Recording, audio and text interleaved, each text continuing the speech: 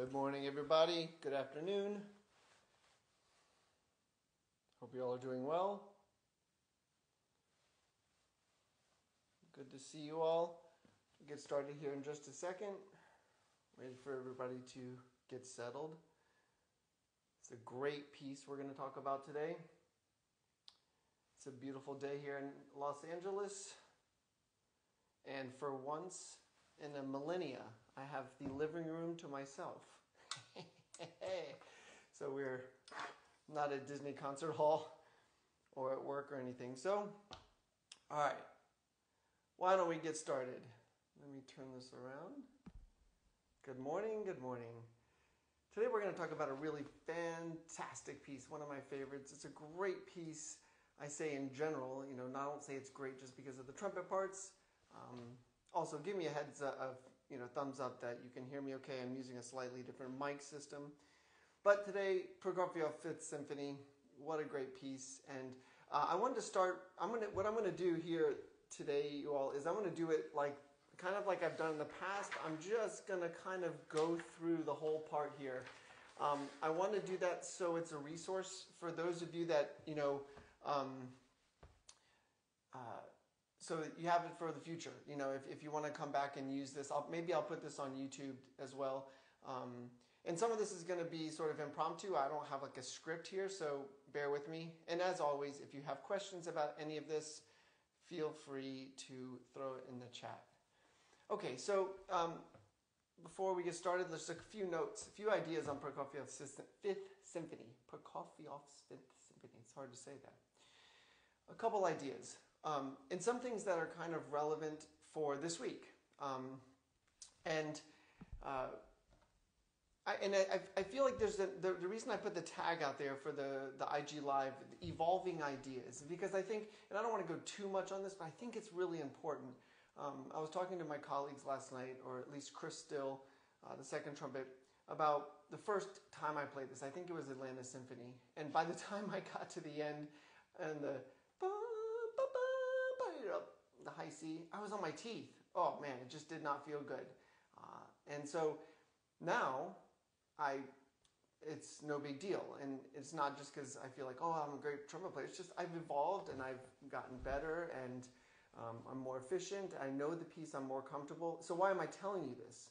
Because if you're like a sensorial type person, if you gauge things or things like balance, or you have a barometer for efficiency, or sometimes we like music. My son, who's 10, had his first band experience, and he said, "Dad, I could sort of feel the floor vibrating," and it's such a cool sensorial experience.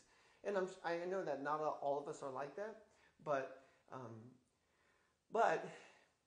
if one of the sensorial things you feel when you're playing Prokofiev is I love that I can give my all to this. And it feels like you're vested in a physical way. And I'm talking a lot about, the louds and stuff like that.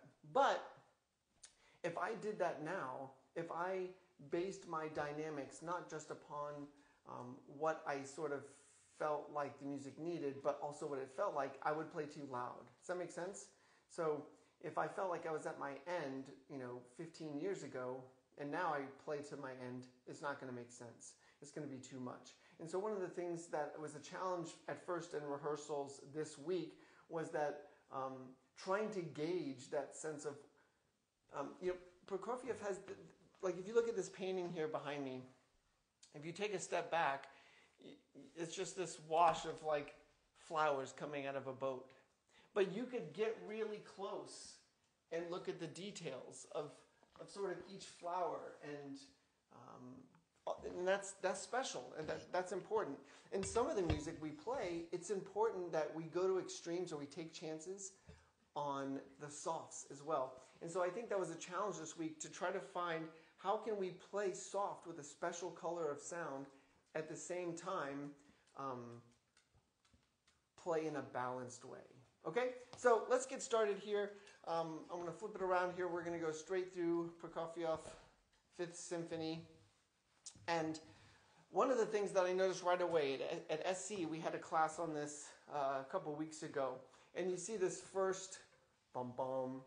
So if you don't know the music, or if you don't listen to it, you don't study, you're going to come at it like this. 1, da da da da da. Maybe you rush it, but one thing you'll notice right away, and I heard a student play it sort of like that this last week, and I'm like, no. If you listen to the symphony and you listen to the style of this 16th, this comes back much more, and it's sort of a very thoughtful, placed 16th. So like 1, 2, or very sort of dictated and clear. So it might seem like a small thing, but that's sort of like an intuitive thing that the orchestra as a whole has learned to do. Bum bum. So make sure that you're not just sort of throwing those away. They're very placed, those two notes. Okay, so if you were thinking that Prokofiev Fifth Symphony is a lot about high stuff, you've got big solo stuff like this, you've got loud things like this, you'd be right. There's a lot of that. But one of the things that's challenging right at the beginning is that you have to have the ability to blend with the woodwinds here and come in out of nothing. And this is really important, maybe not in an audition, but from a musical standpoint. I'm going to take a chance here to try to be blended. I'm not just going to come in.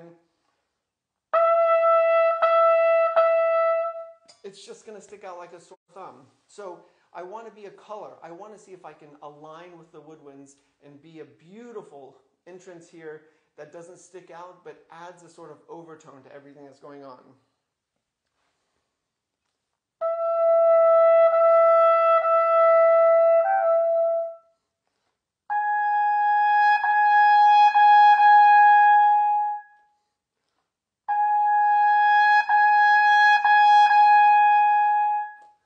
So it seems like a subtle thing, but practicing your soft entrances on a daily basis is going to be really helpful, because you might find that this might be more stressful than some of the other loud stuff that's coming up. Okay, so another big thing that happens in this symphony is this motif here, that la da dee ya dam ba da la da dee. So the trumpet only plays the beginning of this, and so I think it's important that we gauge this forte relative to what's been happening beforehand.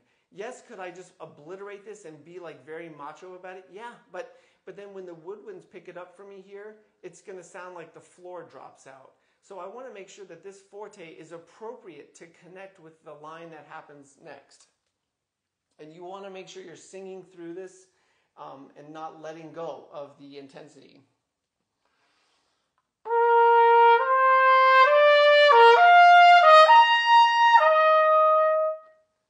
So I want to make sure I come back just ever so slightly so that I'm supporting the octave that the woodwinds pick up right here. Okay? Same thing here as above. Bum bum. All right. Some of this stuff I'm going to skip over. Just listen to the recording and get some ideas of how this goes. Here, this is where the trumpet sort of comes to the fore here, and you have this nice octave, although it's hard to look, it looks like a G, but so making this octave very vocal and connected. And then here, you see the lines that I've put here to make sure that especially these notes, the 16ths here, are long. They're the longest notes out of all of these notes compared to their length, okay? And then here, this is a great moment. I love this recording of Phil Smith playing this, how he burns into this half step here. That's where the musical tension is, and that's going to come back later. This half step tension that Prokofiev uses to kind of pull out the energy of the music. Here's before 8.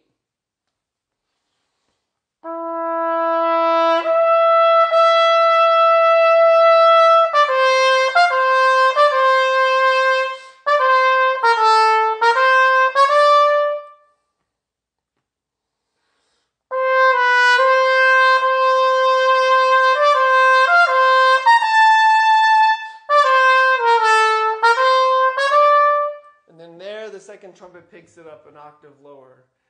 Prokofiev does this all the time, where the melody might be displaced in another instrument, another voice, an octave lower. And I really find it interesting an interesting challenge to make sure that the listener experience isn't disturbed, even though that transfer might happen. It's kind of a beautiful thing. Okay, is the sound okay, you guys? Because I'm using a different microphone. Could you all let me know if it's too loud? I can't really do anything about it if I could play less. Okay, let's move on. Here's another little challenging spot. The first trumpet has this line that goes all the way down, and it kind of, the whole orchestra fades to nothing, and kind of the trumpet and a few other instruments are low G here, and then instantly you're 2 octaves higher. This used to be quite challenging for me to shift here, and I would almost, if I'm honest, I would kind of reset here and cheat this note. Now I don't have to do that as much, just because my fundamentals are a little bit more sound than they were 10, 15 years ago. So you want to, I like to put a slight dim here in a crescendo, because this is sort of like a transition, a little bit of a fanfare, if you will, and then here comes the melody again. So I'm trying to, again, always keep the energy moving, and I'm going to keep supporting through this. Even though I might take a breath, I'm not resetting.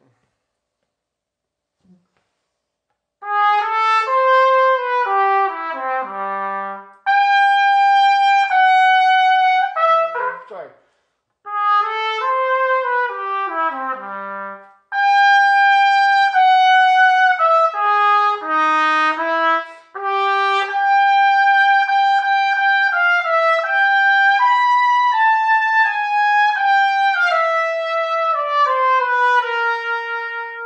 And a quick new change, which I don't have.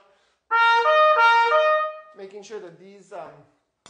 sure that these notes here are very insistent and long. Da dee dee dee, ba dee da da.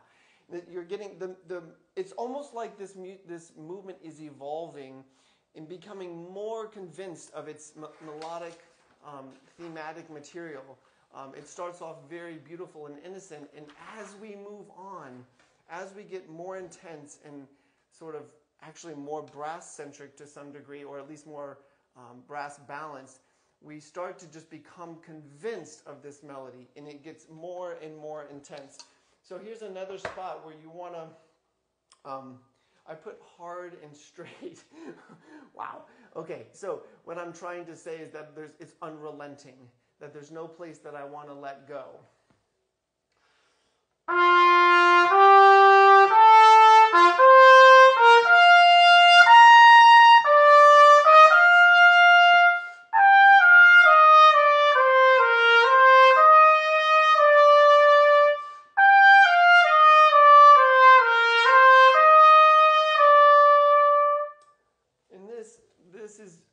It's very strong and to the fore, and here I back off just because I feel like it's more of a thoughtful, slightly more gentle, more dolce here, because the instrumentation drops out and you're allowed to sing a little bit more there.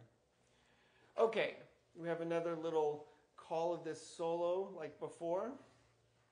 All right, and let's finish it out. The end of this movement I find absolutely awesome here. So if you look at this theme, bum, bum, bum, and how this, my dog is, let me show you this real quick. She's not really happy about this right now. You're too loud, Dad. Okay, so what I love about this is such an easy demonstration of musical tension and sort of how a melody is fighting to go somewhere, and it pushes and it pulls and it tears and it rips and it soars. So we have this, imagine that a step is not so bad, but you're convicted about it and you're striving to go to a third. You're striving to go to a third again, and then you get to the fourth and the fifth. You strive, I made it, and then it pulls you back. You're just trying again, then finally, and the melody actually goes higher here in the rest of the orchestra. But I just find that really fascinating and important when we're playing this music, so that we can really help not let these bars be vertical, and really having the tension being this whole step between the third, between the third. Now it goes to the fifth, and it's ascending, and now a third again, and then it goes to a fourth. I find that to be real. I would guess this is what Prokofiev was trying to do, is to show this kind of growth.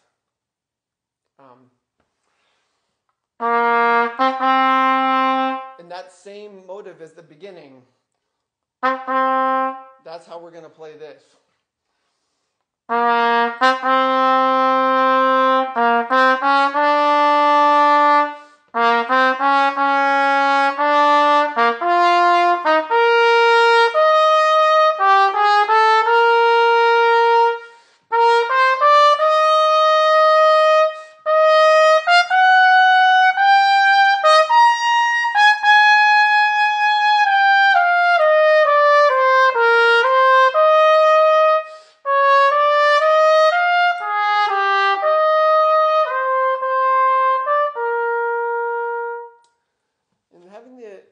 Having the control in the chops to be able to go from low to high here without resetting, keeping the sound the same, and then being able to come back and go to a sort of morph into more genteel sound, I think is important skill to try to cultivate in your trumpet playing. Okay, great. Let's go to the second movement here. Second movement is a lot of fun, high energy, allegro. And you might want to be prepared for different speeds of this, although the trumpet part's not that technical. And this is muted. So the number one thing I would say to be careful of here is, I've said this before many times, is find the color of the mute, commit to it, and then make sure you're with the snare. And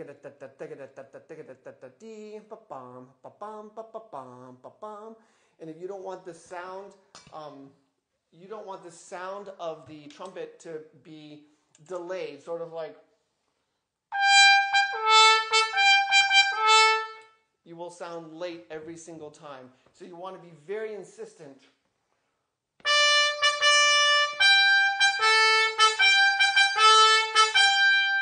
That's going to really help, and it actually is easier that way.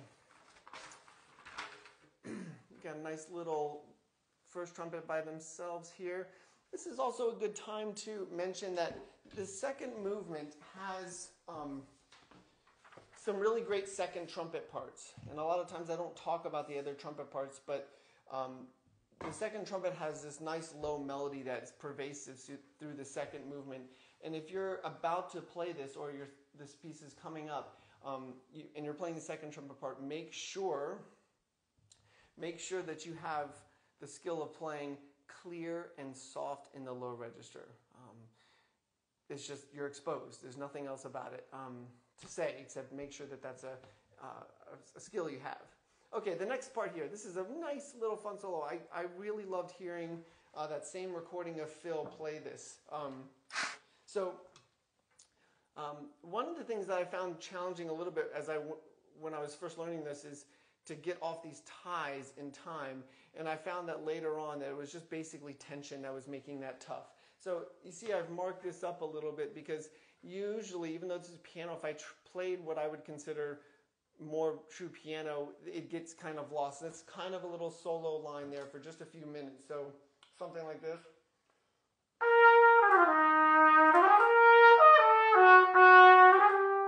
And I'm trying to play with a little bit of more of a warmer kind of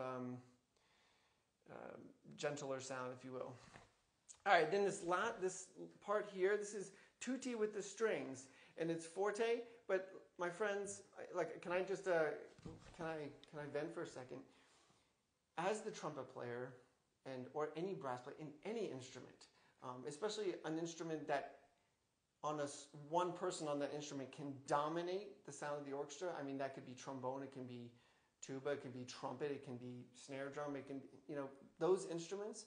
We have to be, in my opinion, swinging for the fences when it says single forte. It just seems a little narrow in musical judgment. And here, I think it's much more beneficial to play, at the very least, not a dominating role with the strings, but to play with them, to really. And so how do I do that? What are some of the important things that are going to help me? Well, of course, playing in tune and in time, but also playing with a sort of lyricism that can help augment the sound of the string section, and they can augment me. I think that's really important. This goes to the next page, but I'll play the whole thing.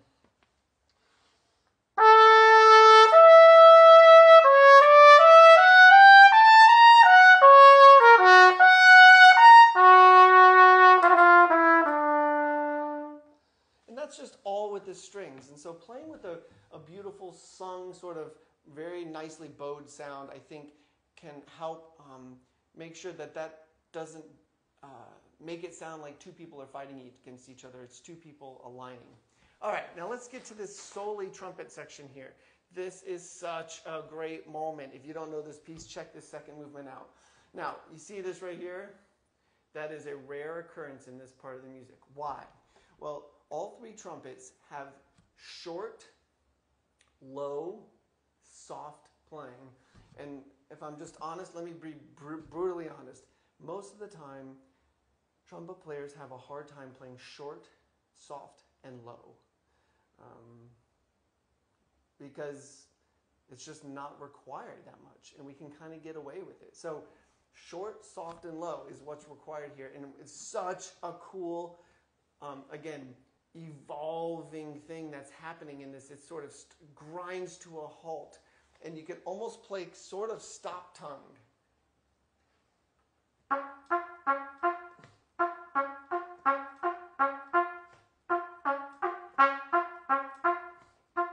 The thing is, three people can play short and soft. You can play shorter and softer with three people than you can one, right? So take a chance, and I'm almost letting the sound be a little bit more like,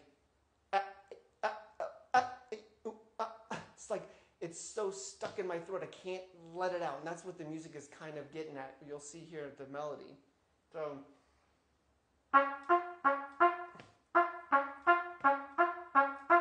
don't let it get open, don't let it get loud. Okay, then the second and third trumpet have something here that happens, and then here we have this is again with the melodies. So,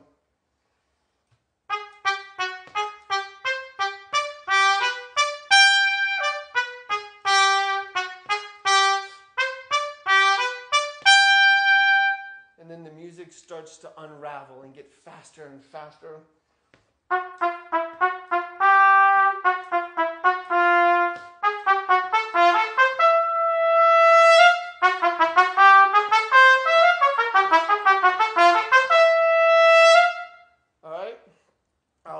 Such a great moment. It's such a great moment. But I think it makes it even better if the whole beginning of this train, if it starts like almost agonizingly secco and just like no meat on the bones. It's just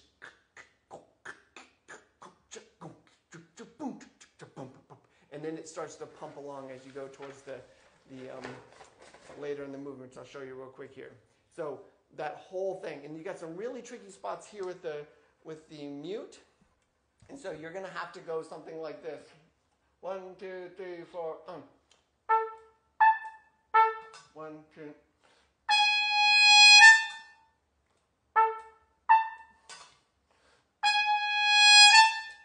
Really quick. You're gonna have to be able to play those octave A's with one hand. There are other ways, but that's what I do. Okay, let's move along here. I feel like I'm talking too much. Third movement. It doesn't have a lot. There's two main spots that I want to focus on. Here is another good opportunity to align. The second trumpet's got nice solo in here that morphs. And it's interesting that the second, well, it's kind of a solo, but they have forte, and then it goes to mezzo forte, but this whole thing is a tuba and trumpet solo. So this is another great example of is there a bridge I can build between me and the tuba player, you know? And we have a new tuba player named Mason who sounds fantastic, great sound, really great smooth player. So it's actually hard for me to get that kind of sonority and that kind of warmth and fullness on the trumpet, but that's what I'm searching for, to try to align with that. Try to play this these little breaks here, or these little phrase markings, are really subtle. So don't make too much of them. They're probably going to either breathe there or there. We don't really have to breathe. I think he's sneaking a breath here.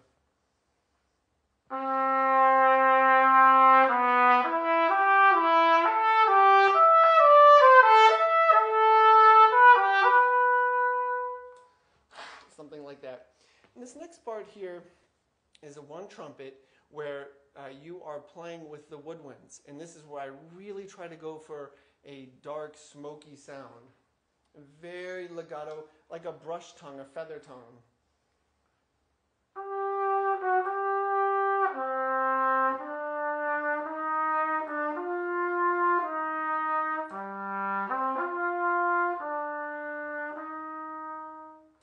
Even though it's very soft, I'm trying to be very insistent with, and the brushed tongue helps the 16ths be a little bit longer. The, or Pete, the, the. That's really helpful in getting that legato, so it doesn't become.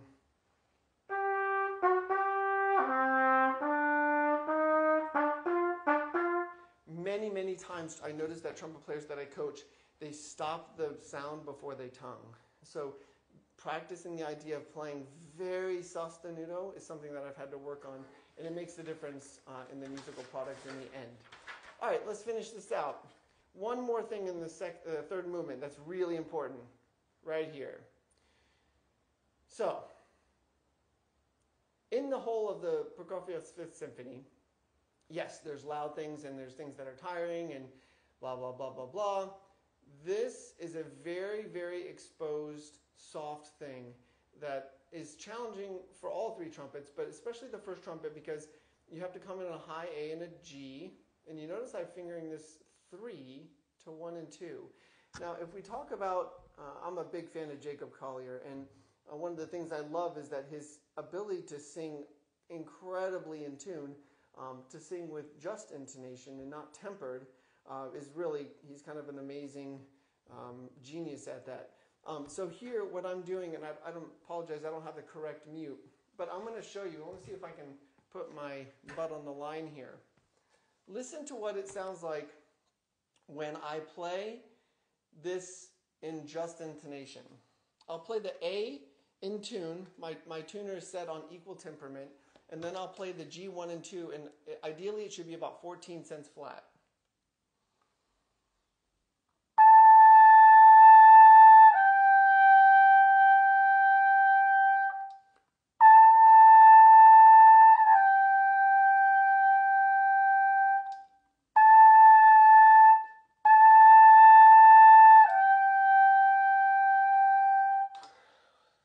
Definitely threading the needle there.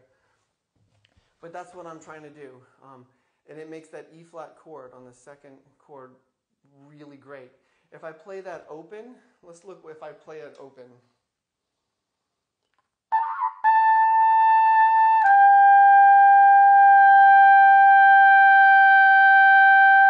That's really hard to do. If I do it 1 and 2, not only do I have the trigger, I just got to text from Jeff Strong. Not only do I have the trigger to help me, but it just naturally lies lower. And that, again, little things. All right, let's talk about the last movement. And if you all have any questions, happy to answer them. The last movement does not have a ton of sort of nuanced things for the first trumpet. We kind of play one role, and we have this sort of quasi percussive thing in our part. This is just, I say percussive because it's not a lot of melodic content. We have this over and over and over and over and over throughout the whole piece. And so all I would say is, like the same thing with the mute, make sure you're playing with a sound that is a very consistent sound that is alive, but this is not a dominating part. So don't feel like if you find the color and the clarity, you don't have to push this that much at all. So I'll start here.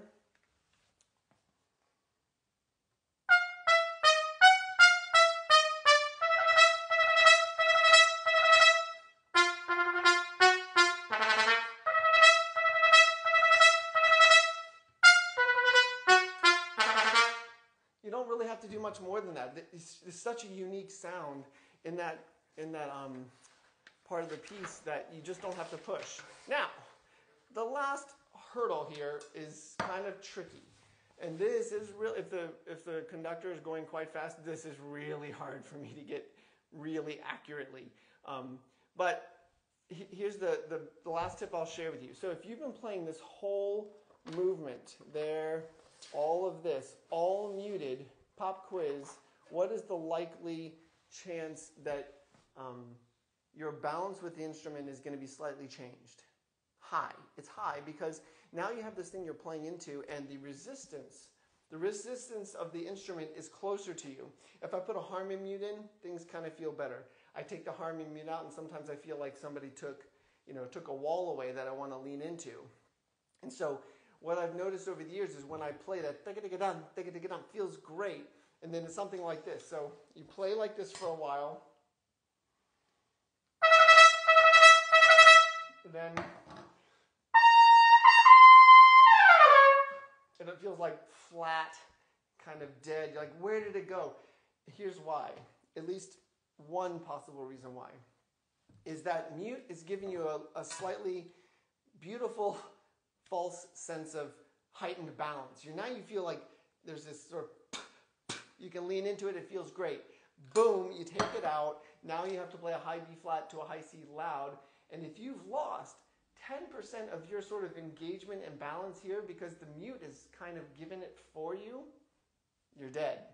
And that's why I felt like I was on my teeth. So as I'm playing, I'm thinking, not really focusing on it, but I've learned over the years to stay engaged, find the color, keep the chops sort of engaged here, keep the focus, and don't let the mute give me that false sense of security. I'm sort of working there because I know I'm about to take it out. So you could do something like this.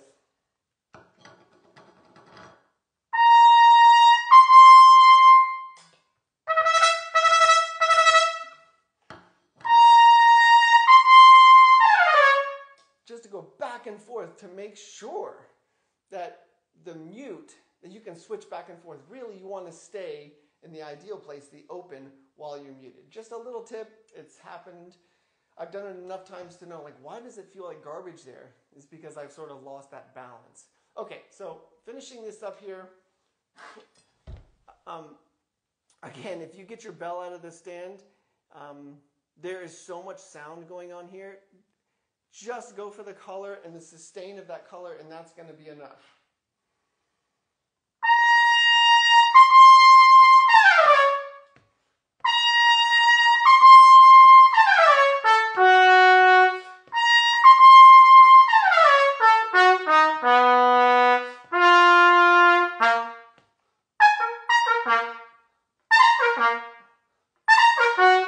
That sucks, right? So, sort of, I don't want to be not tasteful, but it sort of feels like you're peeing in the wind. It's like to play there's just so much sound on there. It's just like, don't kill yourself. Try to play it clean and accurate, and don't miss it. But this is just a strategy. Is like going for that is, somebody might say, swing for the fences on that, but why? Because if you get to the point where you're playing that loud enough to where somebody's isolating you out, you're playing it too loud. We don't want to just hear the trumpet, right? And so it's not that I'm playing it safe. I'm just making a sound musical choice, and I'm being smart about like not killing myself. It just, the effort versus the reward musically, it just doesn't add up. So yeah, play ba-da-do, but don't go da-da-da. It's not going to yield. It's not going to sound great. And you're like, oh, they heard me, but like, I don't want to hear that. There's so many other things going on there, right? Does that make sense? Okay, so that's kind of the quick, not so quick, I don't know how long we've been going here, tutorial on Prokofiev Fifth. Such a fantastic piece. Do you all have any questions? I have not been paying attention to the chat. When I pay attention to the chat, I get distracted. So let me look through here. I don't think there were any questions. What else is up on your mind, y'all? Like, I'm just curious, like, what is your challenge? What are some of the things you've been looking at, or struggling with in your trumpet playing. Overall, does Prokofiev bring any of those to light? Any other pieces that you all are? I'm curious. I'm really curious where are you at? Like, where are we in? We're in March here, right? So, some of you that are in college, are you working on recitals? What are you doing? Let's see. Somebody wrote. Oh yeah. Nuts guy 69. Great name. So he says, interesting to begin thinking about dynamics as more than volume, harder than it seems. Yes, it is, right. And so one thing you could practice is, I think the reason that this is hard is because some people can, the only way that they can get color in their sound is to play really loud, right? And so one of the exercises that I picked up years ago from a teacher was to spend very specific practice time identifying color in my sound. And I think I've showed you all this several times, but this is where I use the mute. And so, but most of the time people, the only way they can get color in the sound is to play as loud as they can. Kind of like just getting to a threshold of that. And the reason is because like you sort of found some balance where the whole horn activates. We should be able to find that at mezzo forte, piano, really. And so, but first you would identify that, let a mute help your ear adjust to that sound. So you might go, I don't know if you can hear it on the mic, but it's sizzly, kind of like, at least a classical sizzly. And I want to be able to find that without the mute. That kind of highs in the sound. And so what I would do is I would spend time, here's where I would work on long tones in this very specific manner, find that sort of buzz in the ear, that zzz, zzz, and then I would practice long tones getting softer while trying to hold on to that quality of sound. And I say quality, not good or bad, but that frequency, that highness, that color. And I started noticing that it helped me from a chop standpoint, rather than playing open and only getting to forte. And what I noticed is that I could get that color, but it was so expensive to my trumpet playing that I couldn't sustain it. And there were times that I wanted color, but I didn't want it to be that loud, right? So it seems to be a really good skill for those of you that are thinking about efficiency in an audition, efficiency in a recital, efficiency in a piece like Prokofiev 5, or let's see, we're playing some. What are we playing next week? I'm off next week. I'm doing some solo stuff. I'm premiering a Tony Plogue piece next week, which I will come to you all and share some details about next week. All right, but the week after that, we've got some Bartok Concerto, Quiet City. We have a piece by John Adams, City Noir. This is all.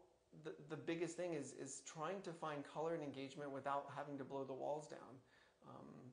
There are easier ways to make musical impact than just playing loud. It'd be cool if you could do that at all the dynamics.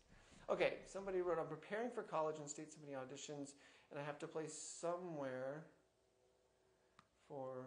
Oh, okay, so my lips are tired nowadays. What can I do?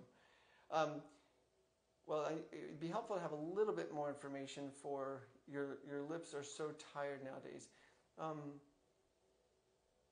One place I would start, since I only have a little bit of information, is I would say if you all have goals or playing challenges coming up, what I would do is get really clear on what the length of time it is that you need to play something. So, for example, if we looked in the Prokofiev 5, let's do this. Let's look here in the end of the first movement, right here. Now, this used to be quite tiring. How many got? We got 1, 2, 3, 4, 5, 6, 7, 8 bars just to the high B flat. Now, there used to be a time when I would say, well, I'm really tired here. And so you would say, well, how long is that? Well, it said 8 bars. No, how long is that? How many seconds is that? Like, could you play a high B flat for that long? It's like, well, I don't know. I don't know if I could. So if you have something coming up, a lot of times the reason we get tired is because we haven't conditioned ourselves in a way that's appropriate for the music. We think very big. We think Prokofiev 5, or we think one piece of music. Well, it's probably just a few spots, and if you get clear on those spots, okay, what is it and how long do I need to do it? So an extreme example might be Brandenburg Concerto. You say, I need to play the Brandenburg Concerto, and I'm dead. Well, okay, well, how long do you need to be able to play these notes?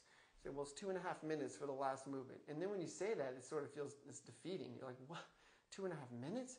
Right. So my point is that what can you do for 2.5 minutes? Could you play a G in the staff?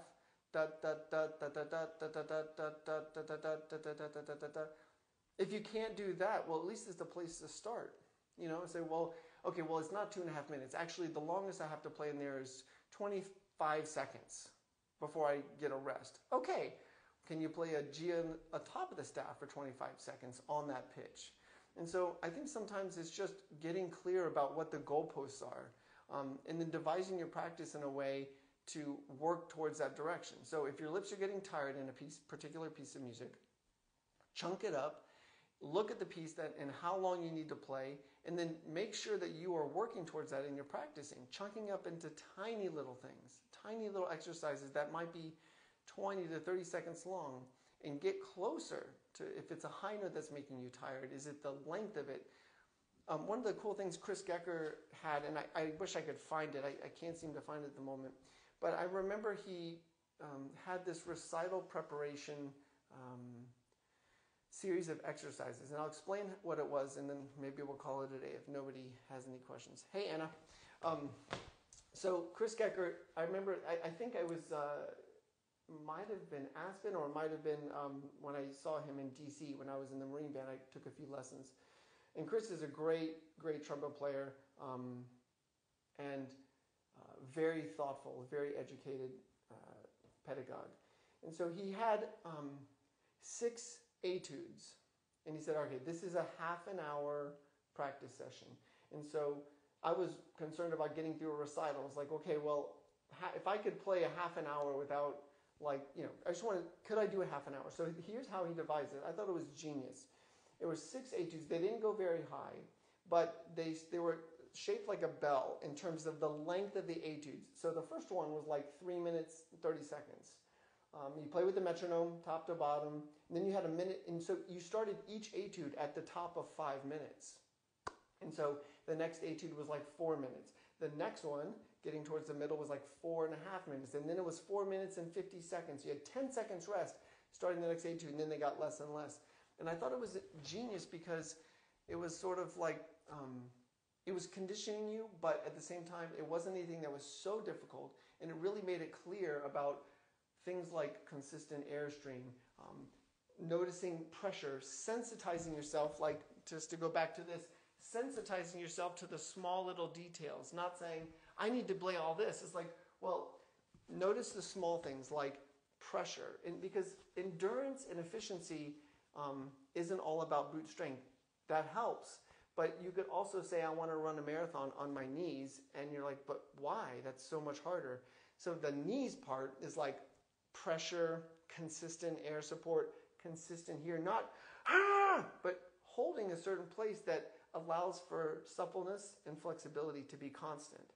And so in trumpet mastery, what I do is I work with people in daily, several days a week. We do warm-ups to help notice, nope, stop, take a break. Here's what we're working for. I play it, you play it, I play it, you play it, I play it, you play it. Back and forth to help get a sense of finding that little pearl, and making sure then that the pearl can grow. And that's what like efficiency and endurance. Tired lips is you've probably gone past the point, and then you need to stop. If you feel beat up here, stop, take a break, get tired and work in the right place. Okay, and one other person said, what is the most important thing for an open sound? What did you work for on this? What is an open sound? Right? So let's do a little experiment. I think I've done this before, but let's do it real quick here. Okay. I know it's backwards. Yeah, let's do it like this. Bright, dark. And I'm going to say bright, but let's say a lot of people would say open, closed, right? If the sound is sort of like this, that's closed, right? So you might say, well, that was a kind of a closed, bright sound, an open, dark sound. And maybe y'all don't think about it like this, but just follow me for a second here. Where do you want your sound to be? Right? Do you want it bright? Do you want it dark? Do you want it really, really focused? Or do you want it like really open? What do y'all think? Maybe some of you would say like, well, I kind of want my sound here. Maybe some of you say, well, I'm a more commercial player. I want to kind of hear so I have that pop. Well, the answer is this, right? And so when you're working for an open sound, the idea is that we're looking for resonance. I want to have the color, and I want the color, the sort of closed and bright. I want that focus, and I also want, this is resonance. Dark is a terrible word to describe trumpet playing. Dark is sort of like boring. I think even in dark playing, we want to have color. So when I'm thinking of an open sound, I'm thinking of a sound that has all of this, that has the bright and the resonance. So I would say this is resonance and focus rather than bright and dark.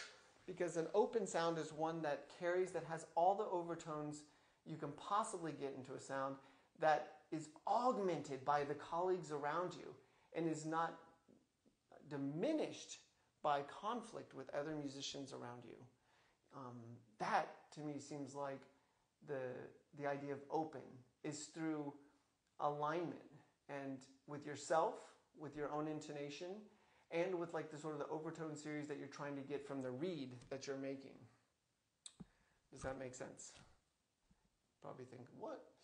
All right, everybody. I hope you have a fantastic weekend. I got some cool stuff coming up. If you want to study together this summer, I've got like 3 spots left. I know it's a little ways away. It's March. The course starts in June. But there's only a couple spots left in the part of the course where we get to like one-on-one. I also have more of an entry-level course that is so much there. There's like 15 to 20 warm-ups, guest lectures, Maria Ferris, and Jennifer Murata and Ashley Hall, William Leathers. So lots of great stuff that comes in the entry-level one. And the reason that I made it sort of more entry-level price was just I wanted it more accessible for people. I've never done that before. And I know some people have complained, well, it's so expensive. It's like, well, okay, now it's not. Now I make it so that we can do warm-ups together. You can come to the lectures. You can come to the special master classes. So that maybe you could start this summer with some fresh ideas to help your practice get better. One of the biggest things that people are challenged with is coming up with a routine that really serves them. And if you're serious about your trumpet playing, if you're really serious about getting better, you have to be committed to all of the components. It can't just be the ones that are easy for you. You have to dig in. You have to do things like track your practice. It can't be just willy-nilly. There's going to be too many things you forget and you miss. And so I've spent years developing ways to help me track my practice, to find the edge of my abilities and to push them a little bit farther while also supporting sort of workable skills that I can use in ensembles. So check out Trumpet Mastery. You can check it out on my website. And if you have any questions about it, feel free to write me. All right? You all have a fantastic weekend. Thanks for checking us out. Take care.